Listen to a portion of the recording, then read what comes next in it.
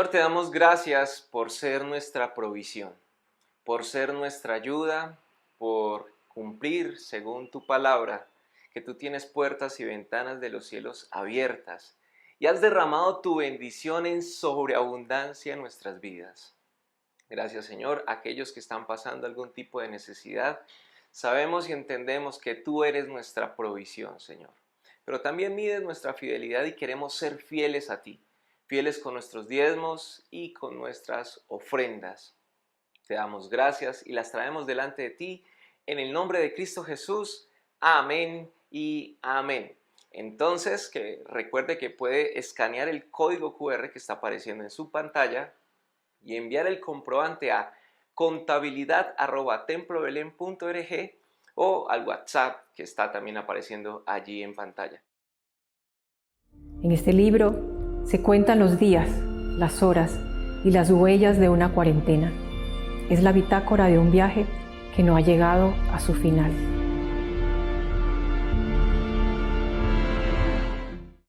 Un saludo para todos nuestros hermanos de Templo Belén, Casa de Pan. Buenos días, buenas tardes, buenas noches. Una vez más conectados por este medio para gozarnos juntos en la presencia de Dios, adorarle, pero recibir de mutuo ánimo. Yo sé que no les puedo ver en este momento. Sin embargo, usted se puede conectar con nosotros a través de las redes sociales.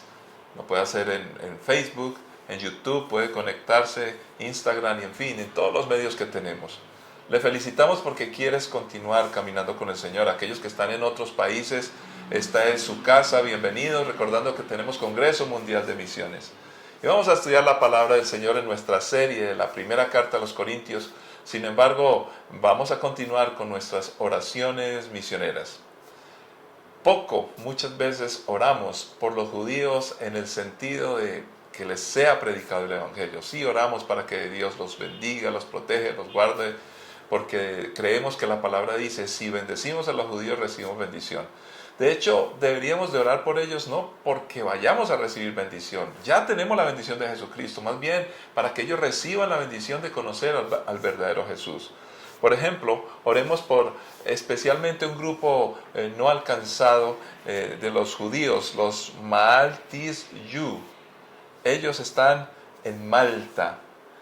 Ustedes entienden que por causa de la persecución, recordando que los judíos son uno de los pueblos, o tal vez el pueblo más perseguido a través de la historia de toda la humanidad, increíblemente han sobrevivido a todos estos ataques y segregación.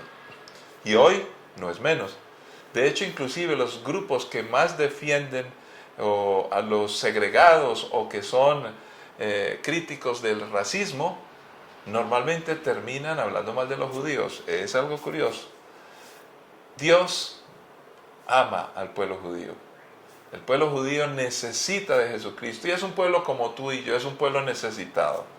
Entonces oremos por ellos, entendiendo que por causa de estas persecuciones ellos han tenido que huir, diásporas, huir a muchos lugares en el mundo. Por eso encontramos judíos en cualquier lugar. Y este grupo especial, como muchos otros, necesitan de Jesucristo para que conozcan al verdadero Mesías. Entienden el pacto de Abraham, entienden el Antiguo Testamento, tenemos cosas en común, pero rechazan a Jesucristo. Padre Santo, oramos por los Maltis-Yu, Señor, allí en Malta, oh Dios, judíos, que necesitan conocer de ti, Señor amado. ¿Por qué? Porque han conocido el Antiguo Testamento, han conocido el pacto de Abraham, que de hecho vamos a hablar un poco en el día de hoy. Pero sin embargo, han rechazado a Jesucristo, descendiente de Abraham. En Abraham serían benditas todas las naciones de la tierra y en Jesucristo esto se hace posible porque es el pacto perfecto y eterno, el último, Señor, y el que ya llega a la culminación de tu plan por Jesucristo, por el amor que tienes, Padre, hacia el mundo entero. En Jesucristo podemos ser salvos, inclusive los judíos. Te pedimos para que ellos conozcan tu palabra, para que conozcan un buen testimonio los cristianos, para que tengan revelación de parte tuya, Señor. Pero también oramos por los obreros que están comunicando el Evangelio y por los judíos mesiánicos que ya han aceptado a tu Hijo Jesucristo, que puedan dar buen testimonio y compartir la palabra para que todos los judíos puedan conocer del Evangelio y así tengan la posibilidad de tener un encuentro con Jesucristo. Padre, lo pedimos en el nombre de Jesús. Señor, te pedimos también que sigas ayudándonos como pueblo colombiano, Dios, en medio de las situaciones que se dan en nuestro país y que siempre se han dado. Tú tienes el control de todo. Queremos una iglesia firme, fuerte, y en lugar de estar preocupados por las cosas externas, por los que puedan hacer otros, Señor, nos preocupamos hoy más y nos comprometemos por nosotros mismos como iglesia, porque tal vez hemos caminado en omisión de no cumplir con nuestra responsabilidad y tenemos muchas cosas para hacer. Por eso estudiamos tu palabra. Ayúdanos a enfocarnos en lo que la Biblia dice, Señor, para que seamos mejores y cumplir, preparados, toda buena obra como tú lo deseas. En Cristo Jesús, gracias, oh Dios. Amén. Vamos a ir entonces al capítulo 12 de la primera carta a los Corintios, capítulo 12. Y vamos a leer solo un versículo de la carta, capítulo 12, versículo 7, solo uno. No vamos a hacer un estudio versículo por versículo de la primera carta a los Corintios, no lo hemos hecho así, pero creo que el texto de hoy tiene bastantes razones de peso, o por lo menos lo que propone y lo que toca es suficientemente fuerte como para que lo tengamos en cuenta y tomemos este tiempo para compartir. Dice así la palabra del Señor, primera carta a los Corintios, capítulo 12, versículo 7. A cada uno de nosotros se nos da un don espiritual para que nos ayudemos mutuamente. Padre, es tu palabra y con suma urgencia la necesitamos. Si pudiéramos entender y comprender la dimensión de estas palabras tan sencillas, básicamente una frase, Señor. A cada uno de nosotros se nos ha dado un don espiritual, pero tiene un fin, que nos ayudemos mutuamente. Ayúdanos a entenderlo, ayúdanos a asimilarlo, a revisar en nuestras vidas cómo estamos en relación a esto que dice este pasaje y, por supuesto, arrepentirnos si es necesario y empezar a caminar de acuerdo a lo que propone tu palabra. Para tu honra y gloria y bendición de muchos, en Cristo Jesús. Amén. Bueno, quisiera yo leer todo el pasaje, pero creo que es suficiente con este versículo. Intentaba yo en la preparación de esta enseñanza compartir un poco más, pero dije, no, es suficiente con un versículo. ¿Y por qué? Ya sabemos que estamos hablando de la primera carta a los Corintios, una iglesia que tenía dones, había cierta capacidad de comunicación. Era una ciudad importante. La iglesia estaba creciendo, pero tenía muchos problemas. Y está escrito todo esto para mostrarnos y enseñarnos a nosotros que así como en esa época había problemas, hoy también los vamos a tener. De hecho, aunque es cultura distinta, tiempos diferentes y bueno, épocas marcadamente distanciadas, sin embargo, en el carácter de la problemática del ser humano, prácticamente seguimos siendo lo mismo. El pecado ha tocado a todas las naciones de la tierra. Jesucristo vino para darnos vida a todos aquellos que le aceptemos. Y el Espíritu Santo está trabajando en nosotros porque el pecado, así como decíamos, ha tocado a la humanidad. Dios quiere bendecir a toda la humanidad. Los problemas básicamente son los mismos. Pueden tener colores distintos, sabores distintos, aparentemente formas distintas, pero la esencia es la misma lucha y la misma dificultad. Y entonces Dios ha creado a la iglesia para que seamos sus ministros y cumplamos un plan, porque Jesucristo ascendió, nos dejó al Espíritu Santo y nos comisionó con una gran responsabilidad. No podemos desconectar ningún pasaje de la Escritura de este propósito. Y por ello debemos de ir a la historia de la Biblia. ¿Qué nos dice y qué nos enseña la Biblia? ¿Qué nos enseñan estas épocas cuando ya empezaba la iglesia primitiva? ¿Y cómo podemos eso que sucedió allá aplicarlo a nosotros acá? ¿Qué les dijo el Señor allá de acuerdo a sus dificultades? ¿Qué nos dice el Señor a nosotros acá de acuerdo a nuestras dificultades? Y vamos a descubrir que en esencia somos parecidos y necesitamos de la gracia de nuestro Señor Jesucristo. Muy bien, pensemos en la configuración de este pasaje. Está hablando de nosotros, está reconociendo que somos plurales, el cuerpo de Cristo. Ya estudiamos un poco en la introducción de este capítulo. 2 tiempos nos tomamos para compartir la introducción de lo que llamamos los dones del Espíritu Santo en la iglesia. Pero cuando dice que es plural, porque somos cuerpos, somos muchos miembros, también se reconoce la individualidad a cada uno de nosotros. Entonces, a mí el Señor me ha dado algo, pero Dios no me ve a mí desprendido, aislado o en otro espacio donde no estén los otros que son mis hermanos en Cristo. Y se nos ha dado un don espiritual porque precisamente si estuviéramos solos, ese don no serviría para el propósito que Dios tiene, para que nos ayudemos mutuamente. Entonces aparece la ayuda, aparece la mutualidad, aparece que nos necesitamos los unos a los otros. Eso está bien interesante. Entonces, cada uno, resumiendo, recibimos algo de Dios. Y en esa facultad de libertad que Dios nos dio, cada uno de nosotros debemos decidir qué hacer con aquello que el Señor nos dio. Y en este caso no hemos nombrado los dones, pero en esencia este es un principio supremamente importante. De gracia recibisteis, dad de gracia. Soy consciente de que he recibido, lo tengo en mi mano, ¿qué voy a hacer con eso? ¿Qué implicaciones hay? Entonces, es sugerencia de Dios, más que sugerencia, estamos hablando, es una directriz, es una orden, quisiera decirlo yo así, porque lo de Dios es perfecto. Sin embargo, cuando decimos que es una orden de Dios, nos suena como fuerte. Pero lo que Dios ordena tiene más que ver con el orden de lo que debe ser que con la orden que me obliga. Realmente lo que Dios nos ordena es para ordenar nuestra vida.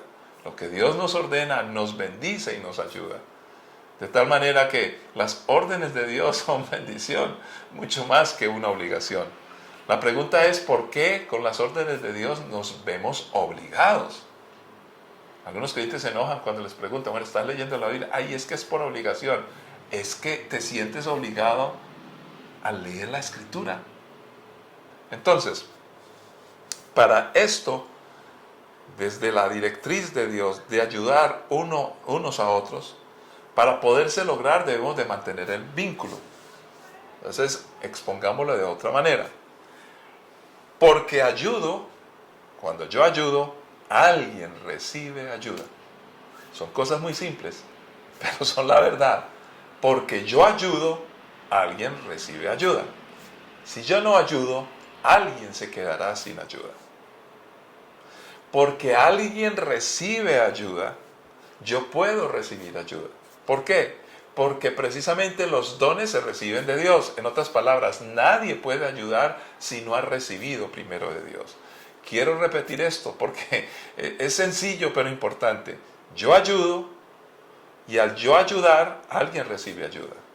Pero aquellos que reciben ayuda y reciben de Dios están en posibilidad de ayudarme a mí. Entonces, los dones que vienen de parte de Dios tienen un propósito: bendecir a los demás. Si grabamos, memorizamos y practicamos este principio, nos evitaremos muchos dolores de cabeza. Tenemos que reconocer que existe entonces la posibilidad de tener cosas que Dios nos da y mal administrarlas, donde en lugar de ayudar a otros, simplemente nos llenan a nosotros y se convierten en una carga para los demás y en un perjuicio para nosotros. ¿Por qué? Porque estamos mal usando las cosas bellas, buenas y lindas que Dios nos entregó. El asunto de mutuamente ayudarnos indica que es a través de una relación. No es por asunto de beneficencia, donde hay algunos superiores que tienen más, algunos más ricos, y hay algunos que tienen poco y hay que darles. Tampoco es de esa inferioridad de los que reciben porque son poquitos y porque no tienen nada y necesitan a los otros. No es en esos términos que Dios lo plantea. ¿Por qué? Porque en la dinámica de la vida ante Dios todos somos iguales.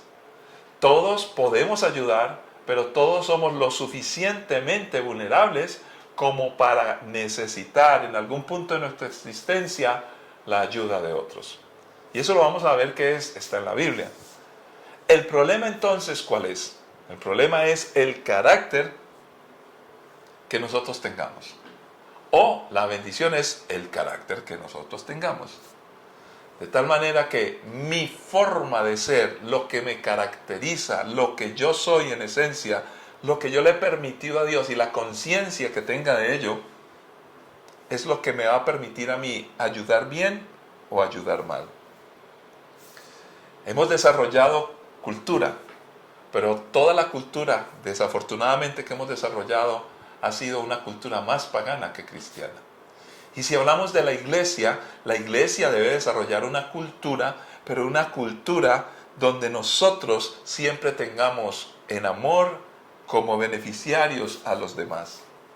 Una cultura donde todos somos iguales, como decíamos, y que podemos nosotros responsablemente hacer buen uso de las cosas bellas que Dios nos ha dado. Allí, precisamente, es donde empezamos a reconocer que la iglesia en Corinto tenía problemas. Y no estamos lejos, somos tan humanos como los de Corinto. Tal vez nosotros estemos enfrascados en la misma lucha y hemos de ser lo suficientemente conscientes como para no permitir que este problema que tenían ellos nos afecte a nosotros.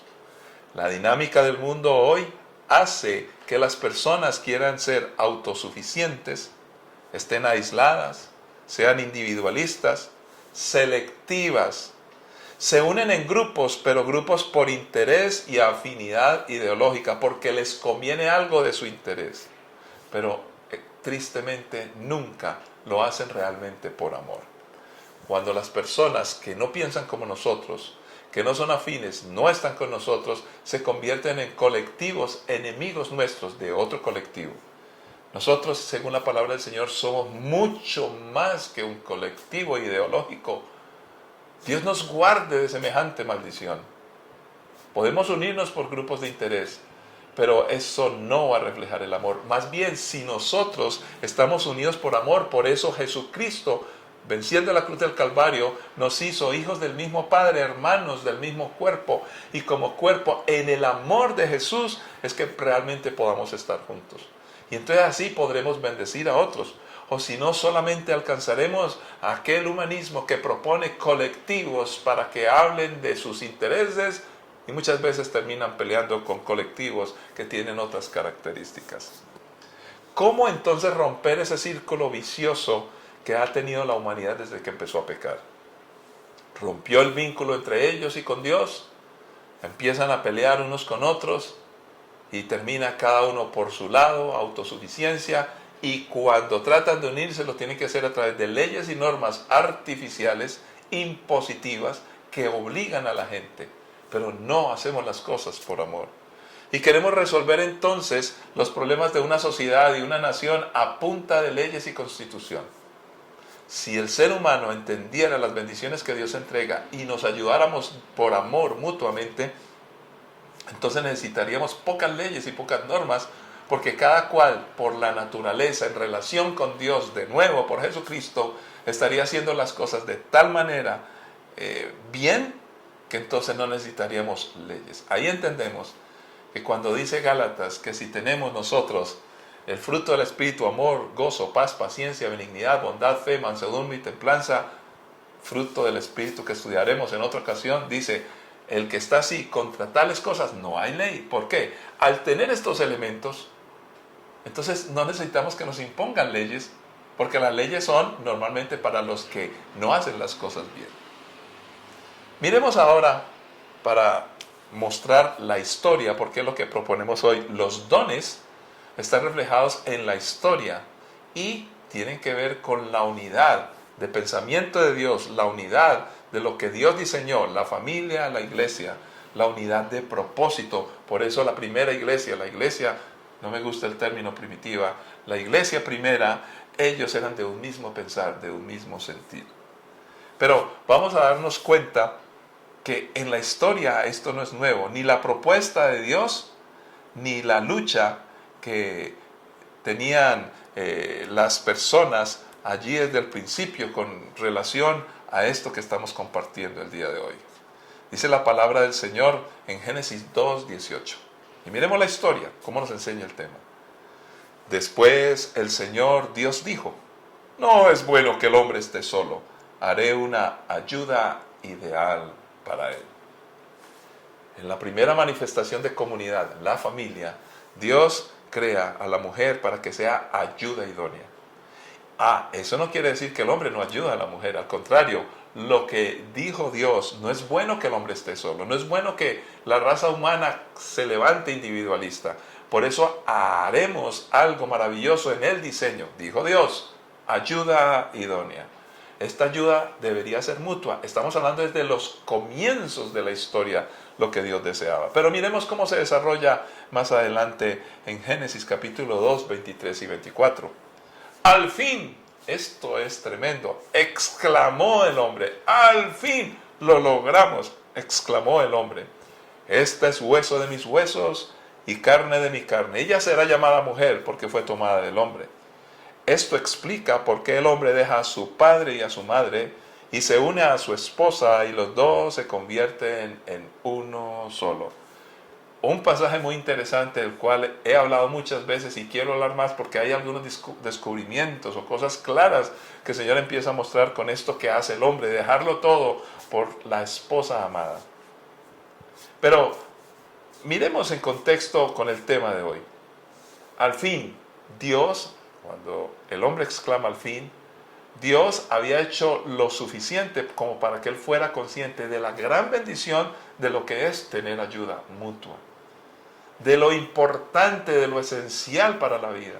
Eso desarrolla el carácter, nos bendice, no solamente nos ayuda, sino que en esa práctica se desarrollan un montón de virtudes que una sociedad debe tener. Una sociedad donde todos seamos conscientes de ayudarnos unos a otros, tiene bendición. Y eso no se aprende sino heredado porque Dios lo entregó, pero ¿a quién lo entregó? A los primeros, a Adán y Eva. Y ellos debían de ayudarse mutuamente. Los hijos verían esto y una sociedad estaría ayudándose mutuamente. No se necesitarían impuestos para quitarles a unos y darles a otros, como es lo que se propone. Qué interesante, la Biblia de entrada empieza a solucionarlo todo. Pero miremos cómo hay consecuencias cuando esto no se hace de la manera correcta. Y leeremos solamente una parte del capítulo 4 de Génesis. Y leeremos del versículo 4 en adelante. Abel presentó también una ofrenda, lo mejor de las primeras crías de los corderos de su rebaño.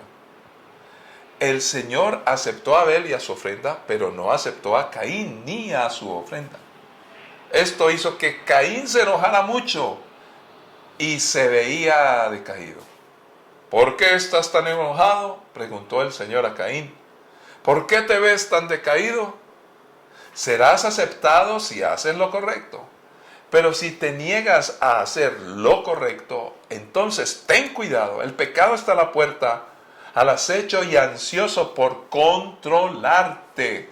Pero tú debes dominarlo y ser su amo. Cierto día Caín dijo a su hermano, salgamos al campo. Mientras estaban en el campo, Caín atacó a su hermano y a Abel y lo mató.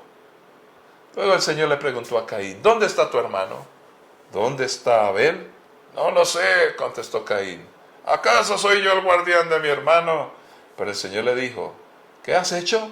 Escucha, la sangre de tu hermano clama a mí desde la tierra. Ahora eres maldito y serás expulsado de la tierra que se ha tragado la sangre de tu hermano. La tierra ya no te dará buenas cosechas, por mucho que la trabajes. De ahora en adelante serás un vagabundo sin hogar sobre la tierra. Aquí hay unos elementos que no los podemos describir todos, pero que son suficientes para entender por qué Pablo estaba preocupado por la iglesia. La importancia de ayudarse mutuamente. Y solamente miremos algunos aspectos. Después de esta pelea que se gestó simplemente porque Abel hizo algo que no entraremos a estudiar profundamente, pero el Nuevo Testamento nos dice que Abel tenía un corazón correcto. Tiene que ver con su carácter, pero Caín no. Entonces empiezan las comparaciones. Y cuando hay comparaciones, empiezan las sensaciones. Empezamos a encontrar que hay una aceptación o hay un rechazo a lo que hacemos. Y desafortunadamente el ser humano precisamente tiene grandes luchas con esta situación. La mayoría de cosas que logramos o que buscamos o que escalamos simplemente están allí o las queremos juntar todas o usarlas para lograr aceptación. Pero cuando hay rechazo empezamos a tener problemas. ¿Y por qué estamos buscando por la aceptación? Para la aceptación se necesita el amor. ¿Por qué muchas veces somos rechazados? Porque otros piensan que nos constituimos en enemigos. Empieza el carácter a jugar una mala pasada. Entonces, cuando hay rechazo no hay ayuda. Cuando nosotros simplemente queremos ser aceptados y todo gira en torno a nosotros, hacemos las cosas con intereses. Y los intereses egoístas nunca son un buen consejero. Y fíjese que esta situación de ser aceptados o no nos empieza a generar emociones. En este caso, Caín se sintió enojado y se sintió decaído. Y ese estado de ánimo empieza a modificar nuestros valores. Porque afanosamente queremos en nuestro estado de ánimo, como está malo, el cual queremos que sea mejorado, buscamos desenfrenadamente hacer lo que sea, al precio que sea. Nuestros valores más importantes se pierden.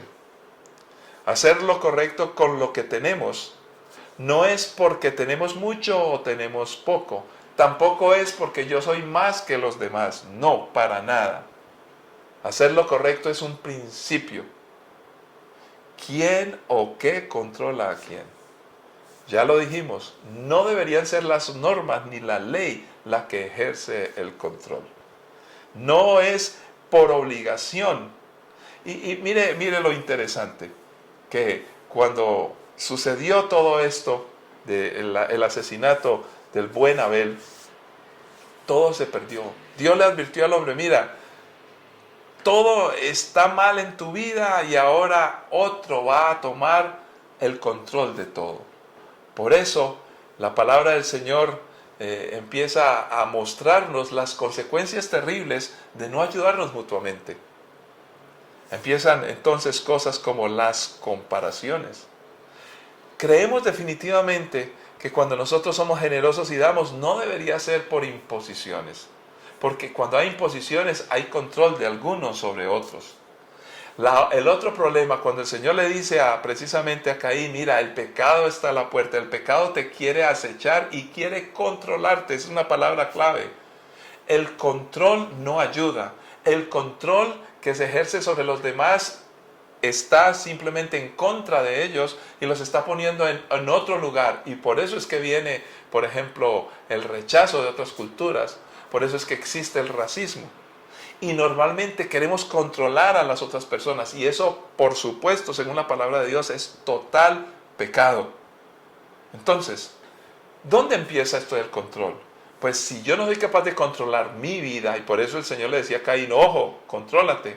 Si no soy capaz de controlar mi vida, yo voy a querer controlar a los demás. Si no puedo controlar lo que yo soy, no puedo controlar lo que yo tengo. Y nunca podré ayudar a los demás. Entonces debemos de empezar por no permitir el control de nuestra concupiscencia, mis ojos, mi carne y la vanagloria. En la iglesia a los Corintios o en Corinto encontramos precisamente todos estos problemas. Había comparaciones, a ver quién era el mayor. Había segregación entre judíos y griegos. Y notemos que las comparaciones eran simplemente creando grupos, segmentos. Pablo, Pedro, Apolos. ¿Quién es el más importante? Los judíos y los griegos peleaban. Por allá hay un capítulo que ya estudiamos donde el pecado sexual era tan tremendo y el pecado sexual tiene que ver con el descontrol de la concupiscencia humana. Y precisamente por eso existía el egoísmo. Cuando iban a tomar la cena, cada uno quería tomar su propia cena. No estaban en condiciones entonces, por eso Pablo al capítulo 12 hablar de los dones, empieza a poner en orden. ¿Por qué? Porque no estaban en condiciones en su carácter, en la moral y su ética, de administrar los tan preciados dones que Dios les quería dar. Pues estos dones no podían girar en torno a sí mismos. Y cuando uno todo lo tiene en beneficio propio, nunca pensará en ayudar a otro. Entonces esto de ayudarse mutuamente no podía existir. El carácter del creyente es vital y determinante para ser un buen administrador, un buen instrumento en las manos de Dios. Yo quiero ir redondeando la enseñanza en el día de hoy y simplemente dándoles una ilustración. Hay unos términos que se utilizan en medio nuestro. Estaba hablando de pastorado, el ministerio. Y normalmente, porque yo llevo muchos años en el ministerio, entonces he pasado por todas las credenciales, he tenido cierta experiencia. Y es muy común que en algunos espacios me llaman cuando voy a dar un discurso, una predicación, una presentación. Me llaman o me anuncian mejor como el reverendo Isaías Avendaño. Esta es una palabra que nunca me ha gustado. Y la verdad, yo prefiero que nunca la usen. Reverendo, de reverencia. ¿De dónde surgen esos términos? Pareciera que estuviera dando muchas vueltas, pero quise hablar de la historia desde el Génesis y un poquitico, no utilicé más ilustraciones porque el tiempo se va en ello, pero lleguemos a la historia un poquitico. Precisamente la iglesia en Corinto es una iglesia que Dios nos muestra como modelo para mostrarnos lo que no es y para advertirnos que eso trae consecuencias y, por ende, empezar a enseñarnos lo que sí debe ser. Este término reverendo viene de una jerarquización. Hablemos de la jerarquización de las funciones eclesiásticas. Existe la iglesia, pero desde el primer siglo existían los obispos, los presbíteros, los diáconos. Y ellos eran funcionales. Pero inmediatamente la iglesia empezó a tomar fuerza, empezó a levantarse una iglesia con jerarcas. Ignacio, otros escritores de épocas antiguas empezaron a escribir y en sus escritos empieza a notar que el problema que Pablo quería solucionar insistía y continuaba en medio de la iglesia naciente. ¿Por qué? Porque habían grupos, guetos. Habían el grupo de Pablo, el grupo de Pedro, ya lo explicamos. Y entonces por causa de eso había preferencias. Eso era lo que Pablo estaba combatiendo. Fijémonos, en el siglo III ya se empieza a mostrar órdenes. Orden viene de ordo y clerus. Ordo viene en Occidente y en el Oriente se utilizaba el término clerus. Y esto sugiere que los que estaban sirviendo al Señor, o sea, los que tenían un liderazgo, eran de otra clase y de otro nivel. Luego empiezan a nombrarse los obispos que estaban en un orden. Estaban los metropolitanos que estaban por encima de los obispos. Luego vienen los patriarcas por encima de los metropolitanos y los obispos. Y todos estos términos, aunque algunos estaban en la Biblia, pero el modelo de uso lo empezaron a tomar no de la palabra, sino de los sistemas paganos de culto. Era la organización de los paganos. Entonces, como dijo alguien, comillas, la conquistadora iglesia cristiana había tomado, entonces por eso, sus armas jerárquicas del arsenal del enemigo. Y entonces se empezó a dar entre los mismos del clero, porque existían dos grupos, los del clero y los laicos. Ya había una separación entre ellos, los de arriba y los de abajo. Y entre los de arriba había las órdenes de los metropolitanos, los patriarcas metropolitanos y los obispos. Entre ellos mismos había órdenes y clases. Entonces llegamos a una terrible realidad. Ya la autoridad de la iglesia no era la autoridad de la iglesia, era la autoridad de los jerarcas. ¿Por qué? La iglesia empezó a recibir los dones para ser funcionales de ayuda mutua. Ahora se utilizaban las posiciones y los dones para sacar provecho personal y no para ayudar a otros, sino para ganar control sobre los demás. Vamos entendiendo por qué tuve que ir hasta Génesis. La historia, la autoridad de los funcionarios de la iglesia comenzó a reemplazar la autoridad propia que Dios, el Señor Jesucristo, le había entregado a la iglesia. Por eso Pablo escribe poniendo la base bíblica para no caer en lo que ya se venía a venir. 1. No hacer castas. Eso de Pablo, Pedro, Apolos, que esta iglesia es mejor que otra, eso de compararnos, no. Mantener la unidad. Hombre, no peleen, son unos. Y después dice, somos juntos, todos colaboradores con Cristo, el crecimiento lo da Dios. O sea, ser equipo. Somos cuerpo. Nunca reemplazar la instrucción bíblica como guía y fuente de la estructura funcional de la iglesia, donde la cabeza es Cristo y los demás simplemente somos su cuerpo. Y todo el cuerpo se sujeta a Cristo. En lugar de usar todo lo de los paganos, todos los sistemas de jerarquías, no, la iglesia es funcional. Y por eso Pablo dice, predico con la autoridad de Cristo Jesús, la predicación no humana, sino que nuestro Señor Jesucristo nos entregó. Entonces la unidad se debe mantener porque es la señal de las mejores, de la buena salud de la iglesia. La iglesia reconocía a sus futuros líderes por su perfil cristiano, denotado en la escritura, su testimonio. La autoridad de la iglesia se desprendía por mantener las prácticas tomadas de la instrucción que Jesús le había enseñado a los apóstoles. Pero cuando le empezamos a poner añadidura por aquí y por allá, todo se vuelve un desorden. Como me enseñó mi padre, a veces como el arbolito de Navidad se vuelve la iglesia. Le metemos tantos adornos al arbolito que ahora se ven los adornos y nadie puede ver el arbolito. La historia de las naciones nos enseña, y concluimos con este texto bíblico precioso. Génesis 12, del 1 al 3. El Señor le había dicho a Abraham, deja tu patria, a tus parientes y a la familia de tu padre y vete a la tierra que yo te mostraré. Haré de ti una gran nación, te bendeciré y te haré famoso, y serás una bendición para otros.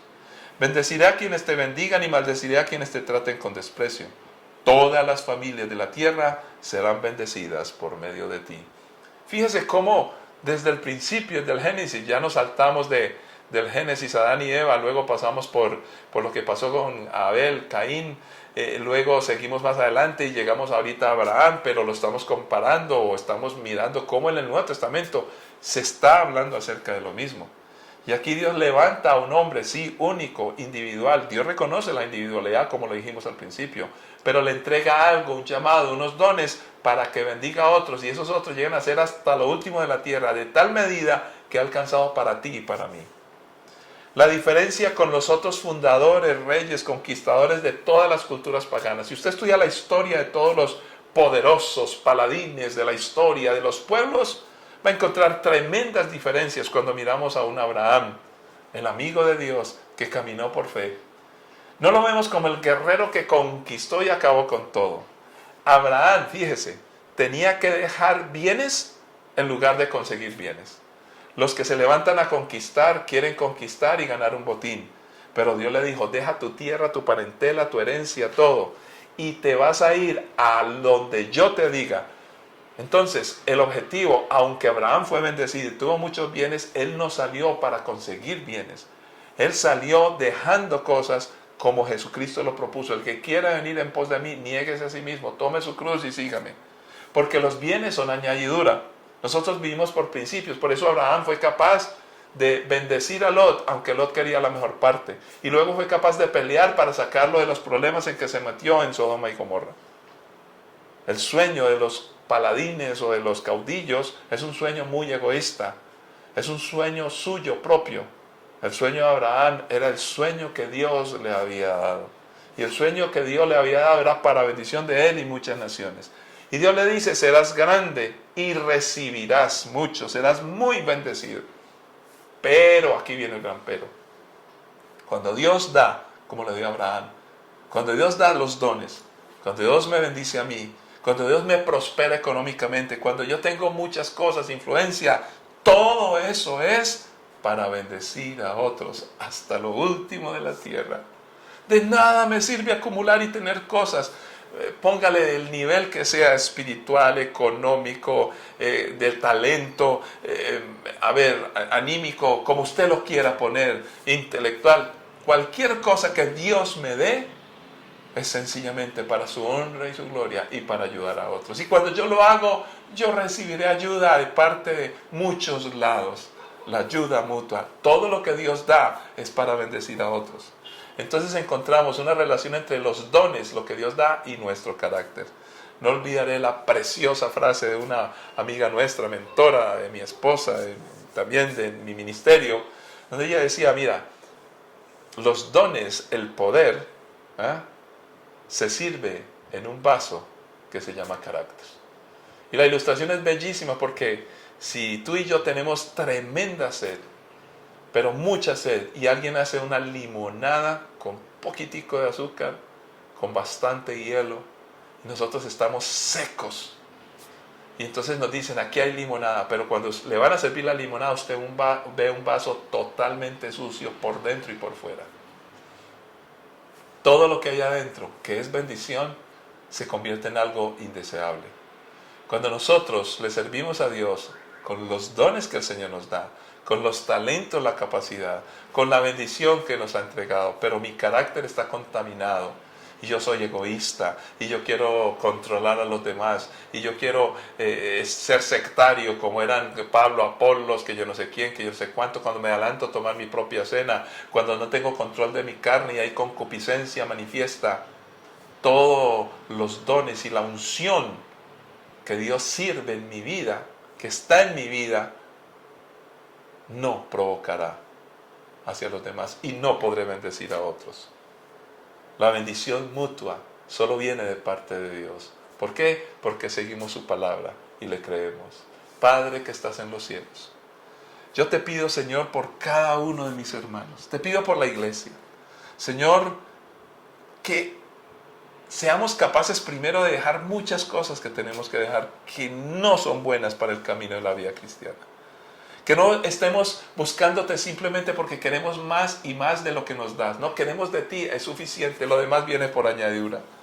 Señor, ayúdanos a caminar en el sueño que tú tienes para nosotros, oh Dios, en la visión que tú das a cada uno.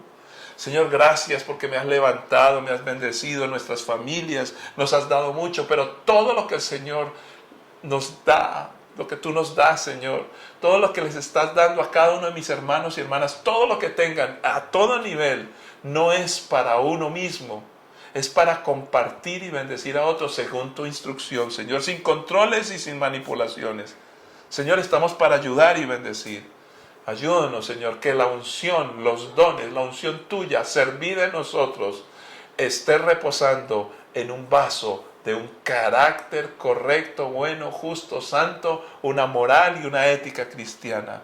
Y entonces sí, así, solo así, Señor, podremos ser de bendición mutua, unos a otros. Pero esos dones vienen de parte tuya, y el carácter para hacer bendición unos a otros viene de parte tuya. En el nombre de Cristo Jesús. Gracias, oh Dios. A cada uno de nosotros se nos da un don espiritual para que nos ayudemos mutuamente. Que la paz y la gracia de nuestro Señor Jesucristo les acompañe. Nos encontraremos de nuevo por este espacio. Bendiciones para todos. Y recuerden, si puedes venir al Congreso o si puedes asistir a una de nuestras sedes, y creo que lo puedes hacer, es un deber compartir, estar juntos para mantenernos en unidad. Bendiciones para todos.